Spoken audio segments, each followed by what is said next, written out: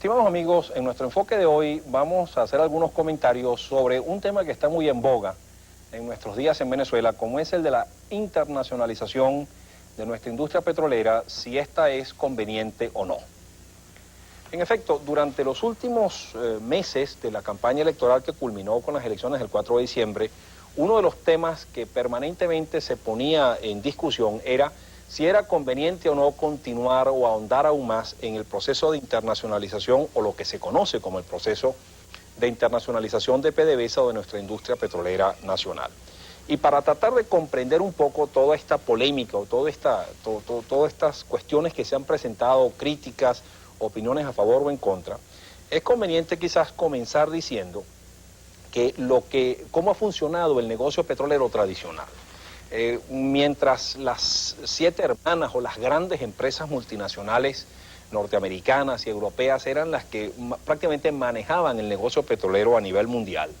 ese negocio o ese nivel de actividad se caracterizaba por su alto nivel de integración, es decir, que las mismas compañías realizaban todos los estadios o estaban presentes en todos los estadios de operación, como eran, por ejemplo, el de explotación, el de exploración, explotación, transporte de los crudos, almacenamiento de los crudos, refinación de estos crudos, transporte tanto de crudos como de productos refinados a nivel internacional y luego la distribución y venta final de estos productos en los centros de consumo. Esa característica de alta integración en el negocio petrolero era algo que daba enormes ventajas a las empresas, a las compañías operadoras, básicamente porque ellos les facilitaba grandemente todo lo que era el proceso de planificación y coordinación de operaciones. Ellos, por ejemplo, cuando tenían que decidir realizar determinadas inversiones en una u otra área, en uno u otro campo, pues simplemente estaban con toda la información a su alcance acerca de cuáles eran los mercados, cuáles eran los requerimientos del mercado, cuáles eran las posibilidades de evolución de ese mercado y por lo tanto podían tomar sus decisiones tanto de inversión, movimientos, aumentos o disminución de producción, etcétera, en una forma pues mucho más lógica, coordinada, simplemente porque utilizaban la totalidad de la información que estaba a su alcance. En el caso específico de nuestro país, a partir de 1976, cuando se nacionaliza la industria petrolera y comienza, digamos, la operación petrolera a quedar en manos de los venezolanos, básicamente lo que nosotros hicimos desde entonces, o básicamente durante esos primeros años, fue concentrarnos en solamente parte o en algunas de las operaciones petroleras tradicionales. Es decir, nos concentramos en todo lo que fue el aspecto exploratorio. Se hicieron grandes inversiones y esfuerzos exploratorios, tanto costa afuera como en el territorio, pues, o en tierra firme. Todo lo que es la explotación petrolera, también todo lo que es el transporte interno y la refinación local de parte de los crudos que producíamos, y ulteriormente, con la adquisición de tanqueros y de una flota, digámoslo así, de tanqueros para transportar el petróleo, los crudos y los derivados que se refinaban en el país, también nos adentramos, o se adentró la industria petrolera en lo que fue el proceso de comercialización, es decir, de transporte a nivel internacional de estos crudos y productos. Pero Venezuela no tenía, digamos, una presencia en todo lo que eran los estadios últimos de refinación in situ en los centros de comercialización o de consumo, ni tampoco todo lo que era el proceso de distribución y venta final en los centros de consumo, en los países consumidores, básicamente en los países industrializados de los Estados Unidos, Europa, Japón, etc. Esta situación, digamos, se traía una serie de problemas que no habían estado presentes en la tradicional industria petrolera, como ya dijimos, que era totalmente integrada. Venezuela veía en esto ciertos riesgos, como era lógico,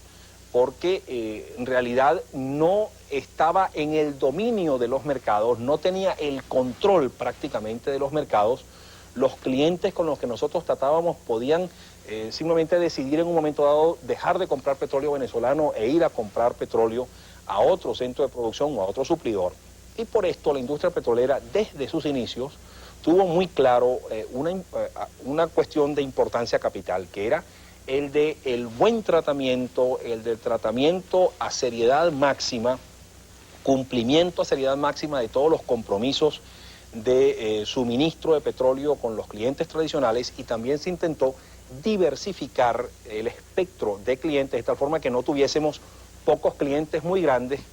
porque en ese caso perder un cliente iba a ser un descalabro realmente serio para el país, sino tratar de diversificar en la mayor medida posible el monto de clientes que nosotros teníamos, de tal forma que así ese buen comportamiento, esa seguridad de suministro, esa seriedad en las actuaciones y en el cumplimiento de los contratos con esos clientes, realmente nos aseguraran prácticamente o tendieran a asegurarnos en la mayor medida posible la fidelidad de esos clientes y que de esa forma más o menos pudiéramos contar con un mercado relativamente estable.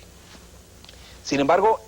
desde la nacionalización a esta parte han sucedido muchas cosas. Sucedió, por ejemplo, la segunda crisis petrolera del año 79 y el año 80, donde hubo una condición de sobredemanda, había escasez de petróleo a nivel internacional y por lo tanto la gente estaba ansiosa de comprar cualquier cantidad de petróleo que se ofreciese en el mercado.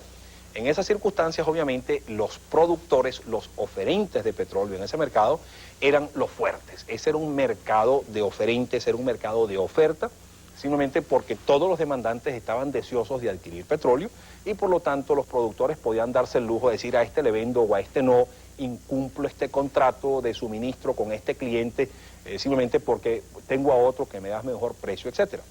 Venezuela en esas circunstancias, sin embargo, mantuvo su filosofía de cumplir con todos los compromisos, tratar bien al cliente, porque sabía que eso podía ser una cuestión transitoria y que después de superada esa crisis de sobredemanda existente en el mercado de fines de los años 70 y comienzo de los 80, podía sobrevenir lo que en realidad sobrevino, que fue una situación contraria, es decir, una condición de sobreoferta, donde ya esos consumidores no estaban ávidos por comprar petróleo venezolano. Esa fue por lo tanto una política acertada, dado que como Venezuela no tenía acceso pues a esos últimos estadios de la operación del negocio petrolero en la distribución y venta final, era para Venezuela fundamental tratar de asegurarse o lograr la mayor estabilidad posible en los clientes. Vamos a cumplir unos compromisos. Al regreso vamos a ver, bueno, qué resultados dio esta filosofía o esta política de estabilidad de clientes y realmente se lograron los objetivos de mantener una serie de clientes estables y seguros para Venezuela durante los años difíciles que siguieron a esa segunda crisis petrolera, es decir, desde 1982 a esta parte. Ya volvemos.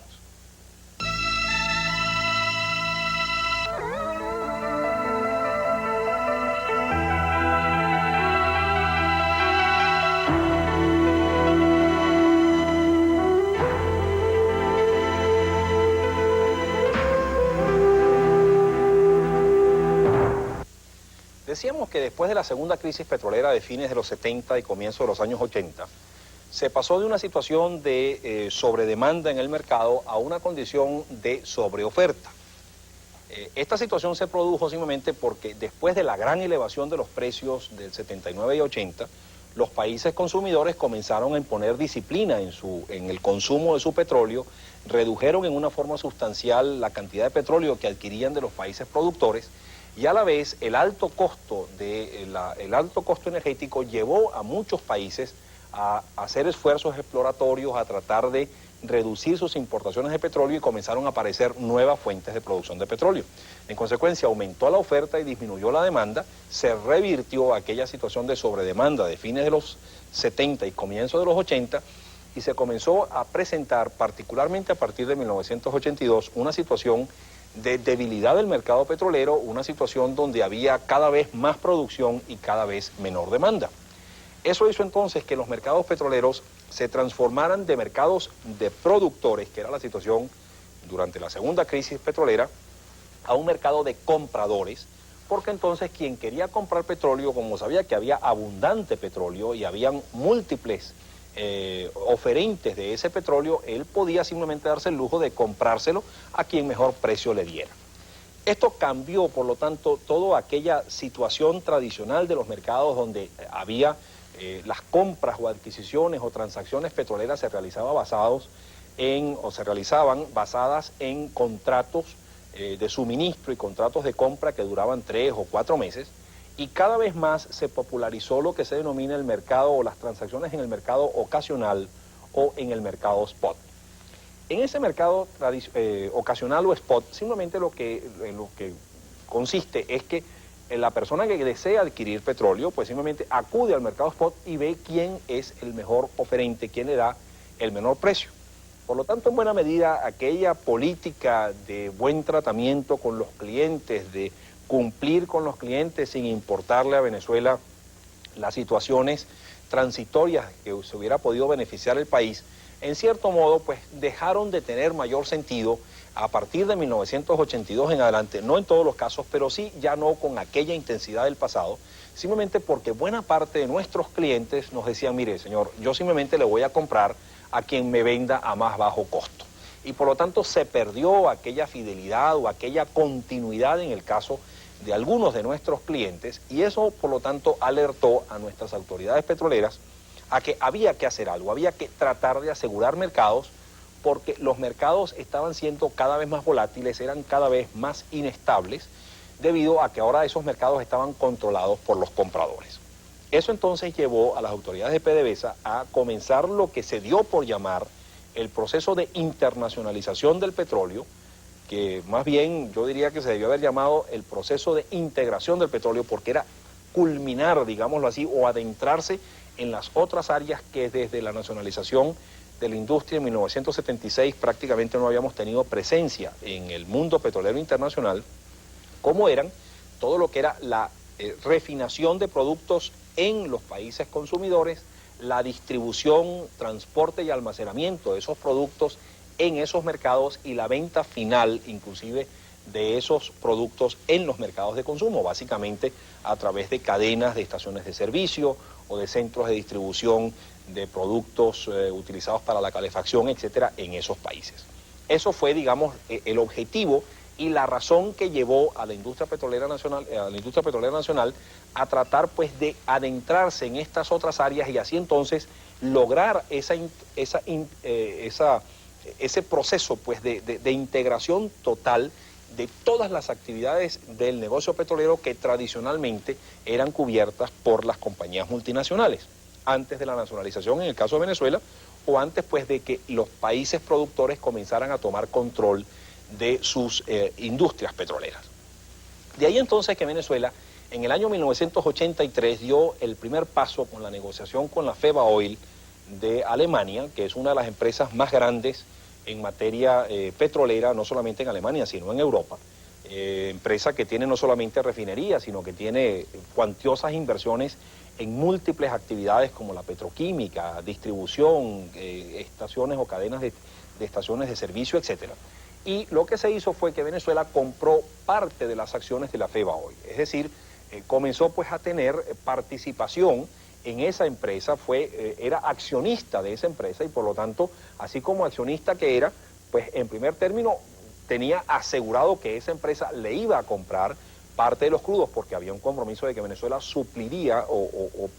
proveería los crudos o parte de los crudos que esa empresa necesitaba para sus operaciones regulares, pero también en su condición de accionista, pues Venezuela podría participar de los beneficios que obtuviese la totalidad de la empresa en todas las actividades que le eran propias, inclusive en aquellas actividades donde Venezuela no tenía una injerencia directa o una participación directa,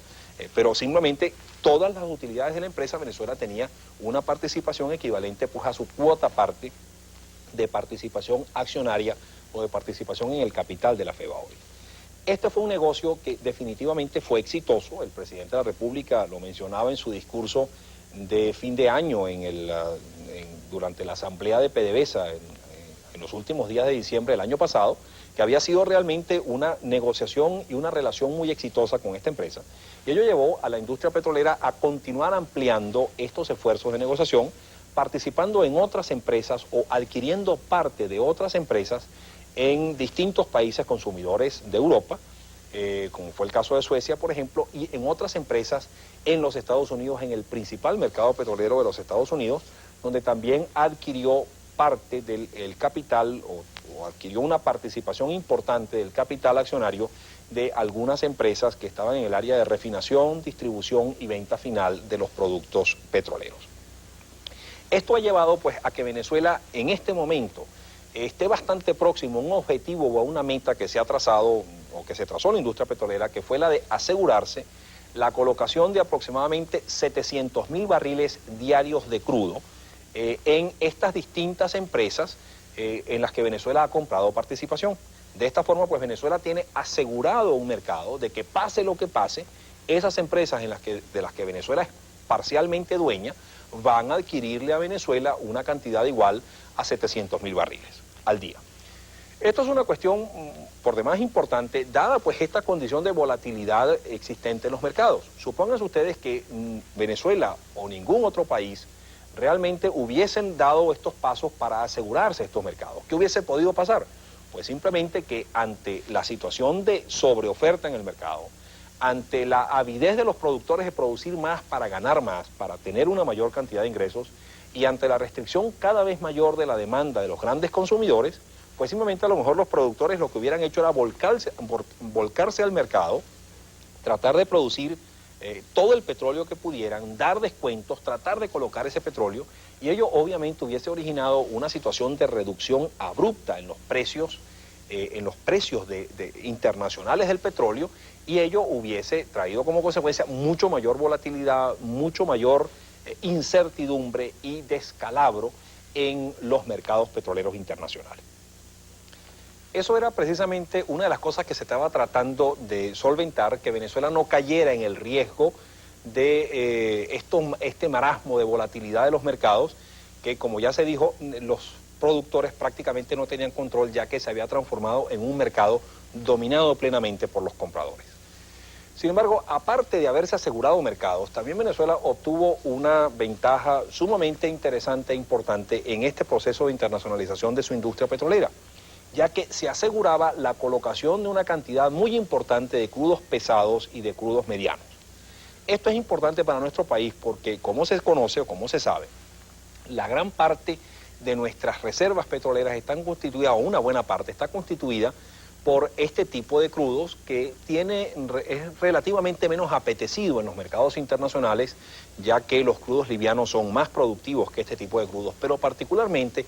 porque también este tipo de crudos pesados está siendo objeto de competencias cada vez más arduas por fuentes alternativas de energía, entre las cuales, por ejemplo, destaca el carbón.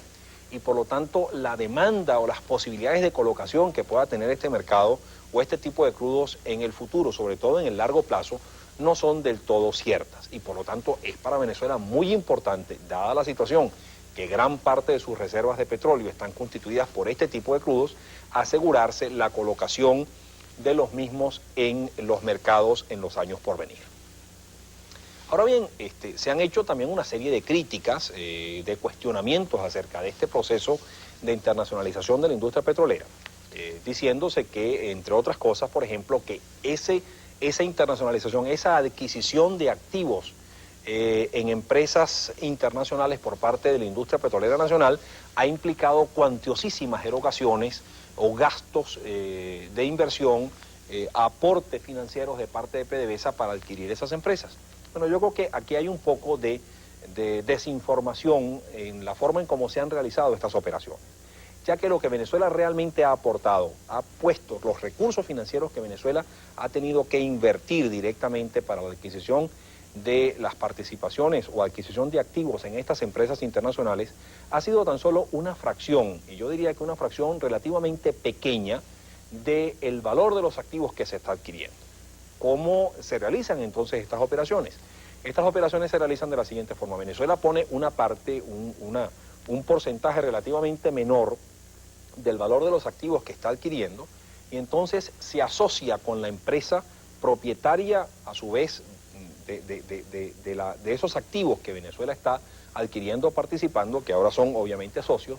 y entonces se negocia con los bancos internacionales en los Estados Unidos, Europa, etcétera, el financiamiento de la adquisición del resto de la operación. Estos bancos entonces le prestan a estas empresas en las que Venezuela está adquiriendo sus activos, y con esos préstamos financian el resto de las actividades. Por lo tanto, pues esto en cierto modo despeja esa duda de si Venezuela realmente tiene que hacer aportes cuantiosos de dinero para realizar esas operaciones. La situación no ha sido así. Pero adicionalmente, la realidad o lo que se ha visto durante los últimos años es que las utilidades que ha percibido Venezuela producto de estas inversiones que ha realizado han sido bastante cuantiosas, y de hecho ya se ha pagado buena parte de los recursos que Venezuela aportó para cerrar estas operaciones. ¿Por qué es importante destacar que lo que obtiene Venezuela es una participación en una empresa, en muchos casos bastante compleja, que realiza una enorme diversidad de actividades en el ámbito petrolero? No solamente adquiere una refinería, sino que adquiere una participación accionaria en una gran empresa que tiene actividades en el ámbito petroquímico, como ya dijimos, en el ámbito de la distribución, cadenas de estaciones de servicios, etcétera, y por lo tanto Venezuela participa de las utilidades que percibe esa empresa en todas las operaciones que realiza, de acuerdo pues a la participación o propiedad del capital accionario que Venezuela haya adquirido a través de la operación de internacionalización o la operación de adquisición de activos de estas empresas. Vamos a cumplir unos compromisos. Al regreso vamos a ver qué otras críticas se han hecho a todo este proceso de internacionalización de la industria petrolera, y vamos a ver qué tanto fundamento, qué tanta lógica tienen estas críticas como para llevar a una conclusión de si ese proceso de internacionalización es conveniente continuarlo o ya cortarlo, o darle pues finiquitarlo pues como una etapa más en el proceso de la operación petrolera nacional. Ya volvemos.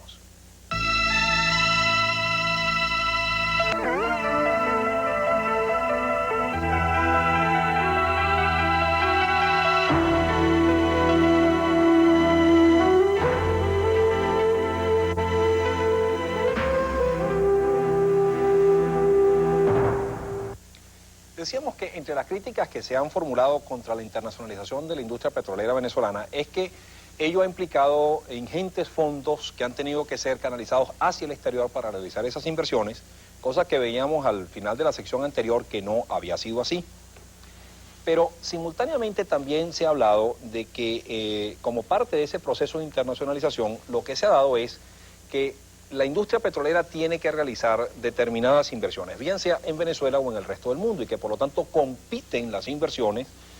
a realizarse en Venezuela con las inversiones que se van a realizar en el resto del mundo, y que obviamente al avanzarse en el proceso de industrialización lo que se ha hecho es invertir afuera, pero dejar de invertir adentro. Esto no ha sido del todo cierto, ya que las inversiones que se han realizado fuera como parte de ese proceso de internacionalización son distintas a las inversiones que de hecho deben ser realizadas por la industria petrolera dentro de Venezuela. Lo que realmente, o donde deben concentrarse inversiones en la industria petrolera venezolana, no es tanto en ese proceso de refinación, de obtención de productos y de distribución final, que es el objetivo que se busca en el mercado petrolero internacional, o con la digamos con el proceso de internacionalización y la participación en ese proceso de distribución hasta el consumidor final en los sitios de consumo, sino que la inversión que se debe realizar en Venezuela de ahora en adelante más bien se concentra en áreas como por ejemplo la petroquímica o el tratamiento de gas, donde tenemos ingentes recursos e ingentes posibilidades que podemos nosotros desarrollar localmente, y ahí es donde básicamente debe concentrarse el tipo de inversión en Venezuela, que no compite por lo tanto con la inversión que se realiza afuera. Otra de las críticas que se formulan contra ese proceso de internacionalización es que ello desestimula la inversión de personas en el exterior, porque más bien lo que debe hacerse es invitarse a esos socios externos a que vengan a invertir a Venezuela. Bueno, aparentemente la experiencia ha dado o ha indicado lo contrario, ya que varios de los socios o algunos de los socios con los que nosotros hemos realizado operaciones, o con los que la industria petrolera ha realizado operaciones en el exterior, han manifestado interés de venir ellos e invertir localmente, precisamente, en esas actividades petroquímicas, tratamientos de gas, etcétera. Y por lo tanto, lejos de desestimular inversión, lo que aparentemente está generando toda esta nueva relación con socios en el exterior es el estímulo de inversión que ellos realizan en nuestro país, y por lo tanto se está logrando un beneficio bastante intenso. Otra crítica que se formula contra ese proceso de internacionalización es el hecho que, por ejemplo, si bien ahora puede resultar un buen negocio hacer esas inversiones de internacionalización y asegurarse mercados, resulta que ha habido otras circunstancias donde se podía ganar mucho más en otras operaciones. Ese es el caso, por ejemplo, de 1979 y 80, cuando había aquella avidez por demandar petróleo, había esa sobredemanda de petróleo, se ganaban ingentes recursos en el mercado spot, es decir, vendiendo en el mercado ocasional, donde se podían ganar grandes masas de recursos. Entonces se dice, si ya tenemos inmovilizado una parte de nuestra producción que la tenemos que canalizar hacia nuestros socios en el exterior, dejaríamos entonces de percibir estos márgenes de beneficio. Bueno, esta es una crítica, si se quiere, que pudiera tener su fundamento, pero en ese caso, cuando hay una necesidad o una sobredemanda en el mercado, no va a haber limitaciones de producción. Venezuela en esas circunstancias, si se llega a presentar en un futuro nuevamente, pues puede incrementar su producción para canalizar un mayor volumen hacia los mercados internacionales y beneficiarse de esos altos beneficios en ellos, y a la vez canalizar otra parte de su producción hacia estos socios que tenemos. Por último, se ha formulado, por ejemplo, una duda de si se implanta un impuesto al petróleo importado en el principal mercado mundial de petróleo, que son los Estados Unidos. ¿Cómo nos afectaría esto? Porque como tenemos que exportar o canalizar petróleo venezolano hacia los Estados Unidos, ello nos pudiera afectar porque tuviéramos que pagar una mayor cantidad de impuestos. Bueno, esto en realidad tampoco tiene mayor fundamento, porque de llegarse a implantar ese impuesto al petróleo importado, que es poco probable que efectivamente ello tome cuerpo, inclusive en la próxima administración del presidente Bush, de llegarse a implantar ese impuesto, es muy probable que México sea exonerado de ese impuesto, porque hay convenios o se están negociando convenios comerciales bilaterales entre México y los Estados Unidos.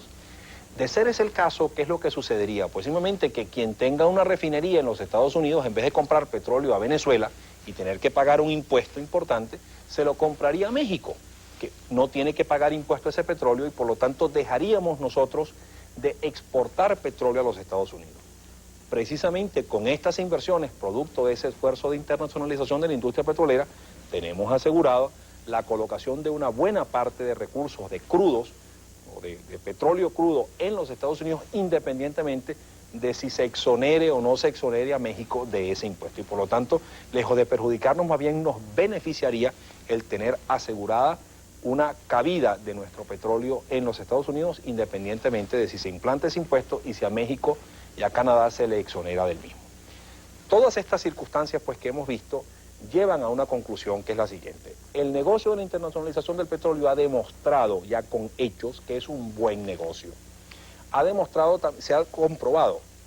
que Venezuela se ha manejado muy bien en ese negocio y que ha disminuido al mínimo los riesgos posibles en que